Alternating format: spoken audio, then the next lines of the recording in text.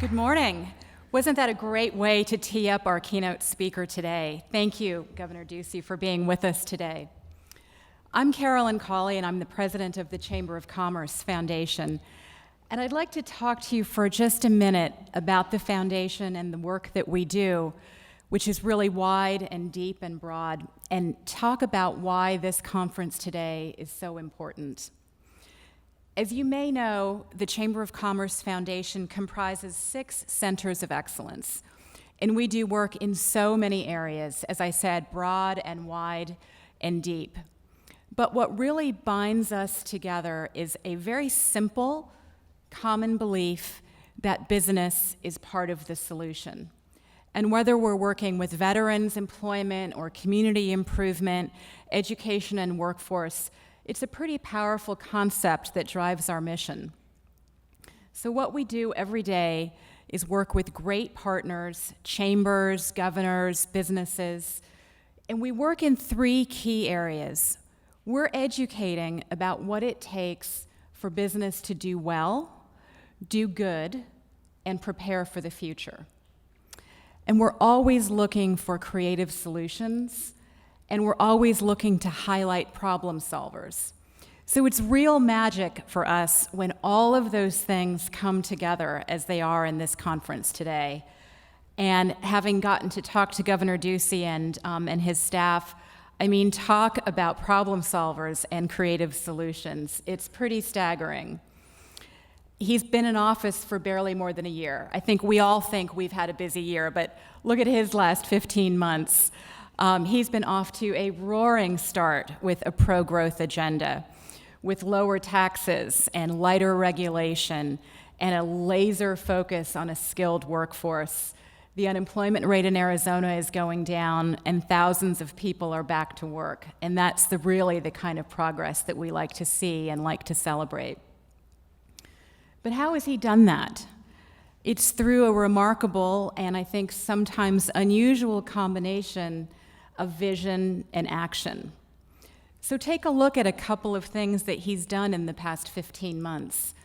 A signature accomplishment of his in his first year of office was to pass a $3.5 billion education funding for Arizona's public schools, and to restore critical funding to the career and technical education programs.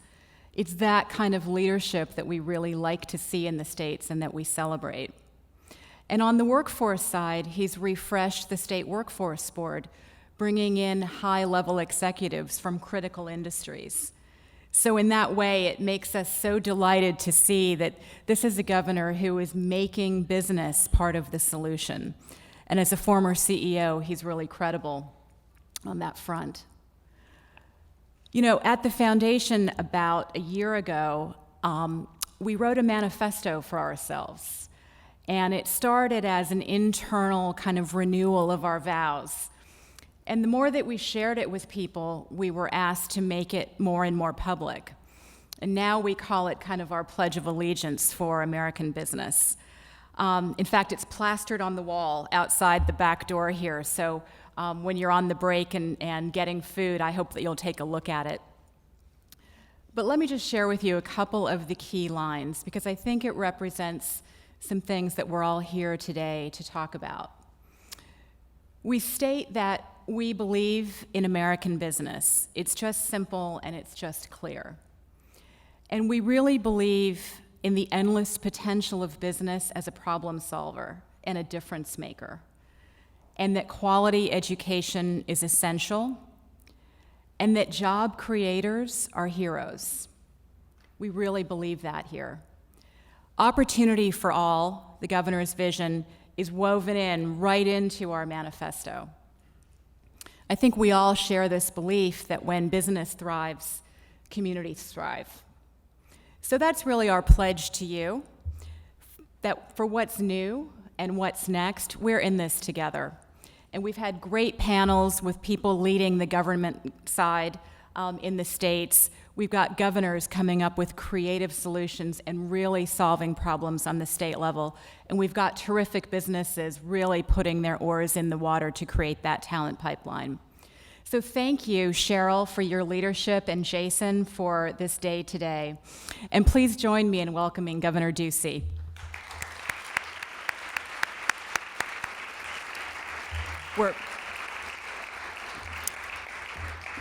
I'll memorialize for you one of our products here. We had been asked to put the manifesto out in a public way. So we've printed notebooks.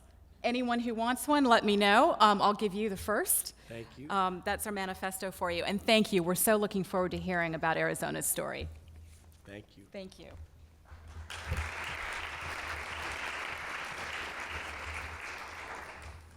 Thank you, Carolyn, for that kind introduction. It's really great to be with you here at the Chamber today. And I want to thank the U.S. Chamber Foundation for the incredible opportunity to be in Washington to talk to you a bit about what we're doing in the state of Arizona.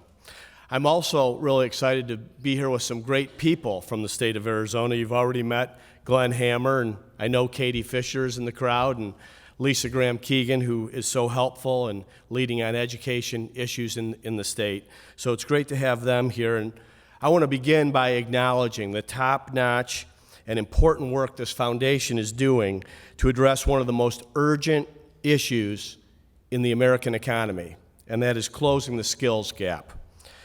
You know, before I was elected to office in 2011, my entire adult life was in the private sector, in the business world. I began my career at Procter & Gamble, where I got some invaluable experience, some outstanding management training, and several years later, along with a few others, we began an ice cream company called Cold Stone Creamery.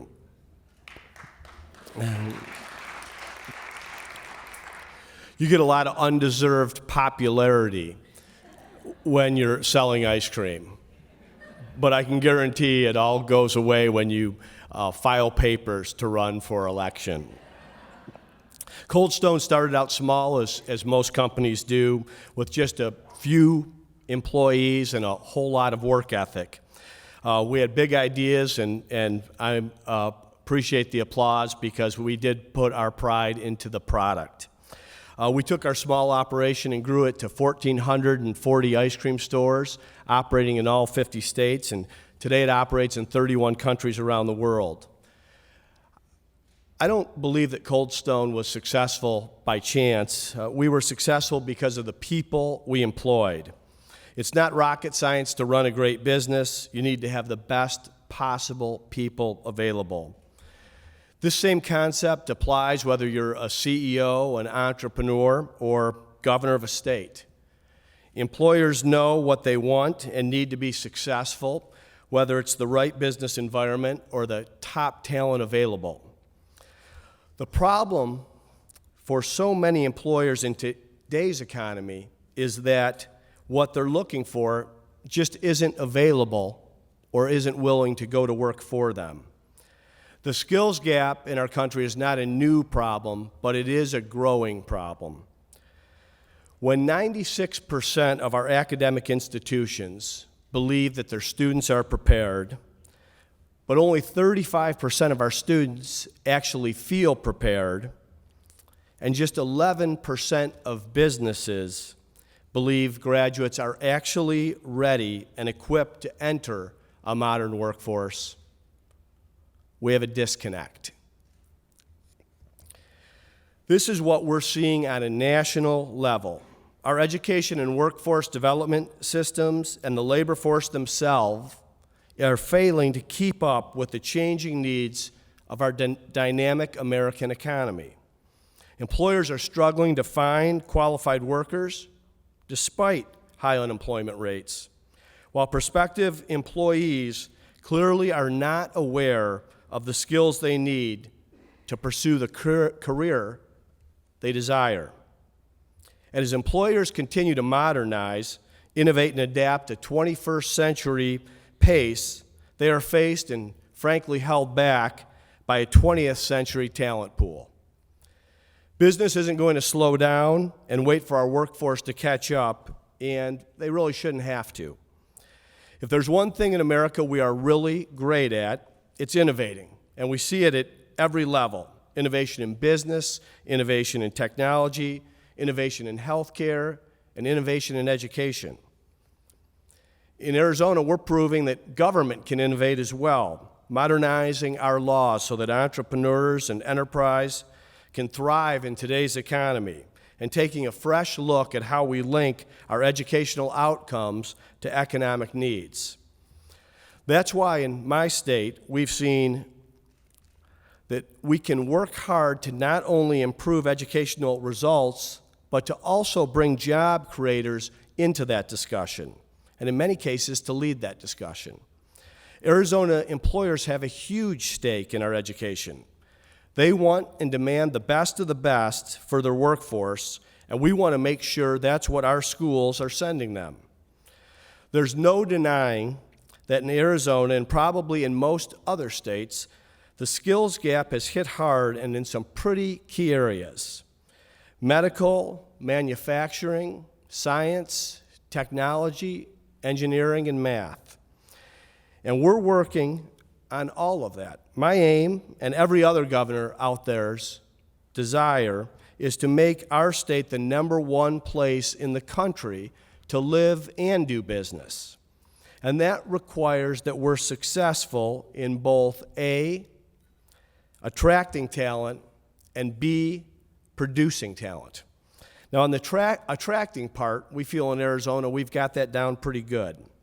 We've already have the advantage of 300 days of beautiful sunshine, gorgeous weather year-round, and close proximity to major markets. On top of that, our regulatory environment is improving to the speed of business as we take steps to get government out of the way and lessen the burden on job creators. Our focus is on the producing part. Now, I won't give away too much from our playbook. I can't have people knowing all of our secrets, but there are some great success stories happening in our state that I think are worth telling. For one, we're making an historical investment into our K-12 education system, and in the coming years, Arizona will be among the states investing the most new dollars into K-12 education without raising taxes. And a strong economy demands excellent schools. We're proud to say that we have 3 of the top 10 public high schools in the nation.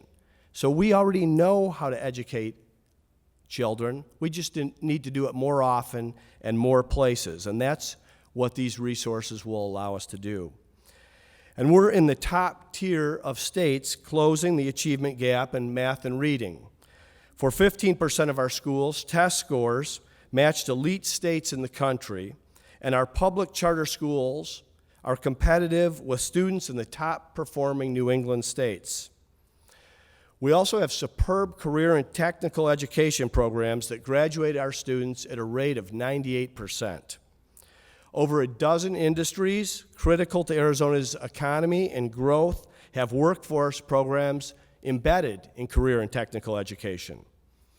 We're committed to seeing the growth and longevity as well as the accessibility of these programs, and we'll continue to work closely and collaboratively with education leaders, the business community, and policymakers on what a 21st century public education system should look like. In the areas of higher education, Arizona stands out. One of the most robust public university systems in America and 2 of the top 100 research universities in the world. Last year, our largest university, Arizona State, under the leadership of President Michael Crow, was named the most innovative university in the country. It produced more Fulbright scholars than any other school, and its honors college was cited by the New York Times as the gold standard of honors institutions. It also happens to be my alma mater, so as you can tell, I don't mind bragging about it, and all for good reason. And since innovation is the name of the game, we're taking a different, more effective budgetary approach, a new student-centered model that places a priority on Arizona in-state residents. This will help ensure that our stellar universities remain within the reach of the best and brightest of our high school graduates. And not to be outdone, our community college system is the largest in the country, a national leader in graduation and transfer rates, and given that our community colleges are Arizona's largest workforce trainers, we have a stake in making sure that they remain on the leading edge. So there's a lot of good news to tell in the state of Arizona, and I don't think people inside or outside of our state really hear enough of it. And the more we can address the skills gap, the more we're going to have to be able to tell people around the country in terms of what we're doing. And we've recently announced a new plan, an Office of Economic Opportunity that will multiply Arizona's economic development efforts. This office will house a geek squad of experts that will have access to real-time data that will allow us to respond easier and faster to the needs of job creators as well as those looking to relocate. Let's say a business comes to Arizona looking to set up shop and say they're looking for 100 qualified people who know how to write code, develop software, whatever the case may be. This squad will help find those people and make that connection. And if they can't find them in Arizona, they'll bring them to Arizona. And now that we know what the demand is, we can go to the education community and say, this is where the demands are. This is what our businesses are looking for. How can we tailor our workforce development strategy to make sure that we're producing the proper talent to fill those needs? And if there's one good thing to come from the skills gap crisis, it's that it has jolted our government and our business community into the 21st century as to how we think of solving this problem. It took a while, and there was a big push from business. But Arizona higher education is not waiting until students come to them. They're going to students and asking them how they can help steer them in the right direction toward the post-secondary path that best serves their future. Our K-12 schools seem to have gotten the memo too. We have spectacular career and technical education programs. More schools are offering college prep programs, and let's give the kids some credit as well while we're at it. When I visit with them, they may not know exactly what they want to do, but they do know that they want to do something, and they're looking for the adults in the room to help them figure it out. Bottom line is we need to ensure that our students are properly prepared to meet the needs of industry. And that means we also need to break free from the workforce strategy of old. I agree with the U.S. Chamber Foundation that it's time to focus on this new demand-driven approach with constant collaboration between employers and the next generation of workers. Employers must be at the helm of these partnerships because, as you point out, they are the ones with the leverage here. They are the ones with the greatest currency in the marketplace. They are the ones that have the jobs to offer. They know better than anyone else the needs of business, and because they're operating in an ever-changing environment, they're able to respond quickly and rapidly to adjust to workforce standards to keep up the pace. Are we talking about an overnight fix here? Of course not. Closing the skills gap will take a lot of time and a lot of collaboration, but Arizona is rising to the challenge, not only focusing on our job creators and economic development, not only focusing on our education system, but I give a tremendous amount of credit to the Arizona Chamber of Commerce to stepping out and saying no to the pro-legalization of marijuana effort. You know, with so much focus on education and seeing what has happened in these states that have legalized marijuana and how these edibles have infected our K-12 system and our high school students, I think that it would just be a bad idea for Arizona to go in this direction. I really believe that no state will get stronger or smarter with having more of its high school students and workforce stoned.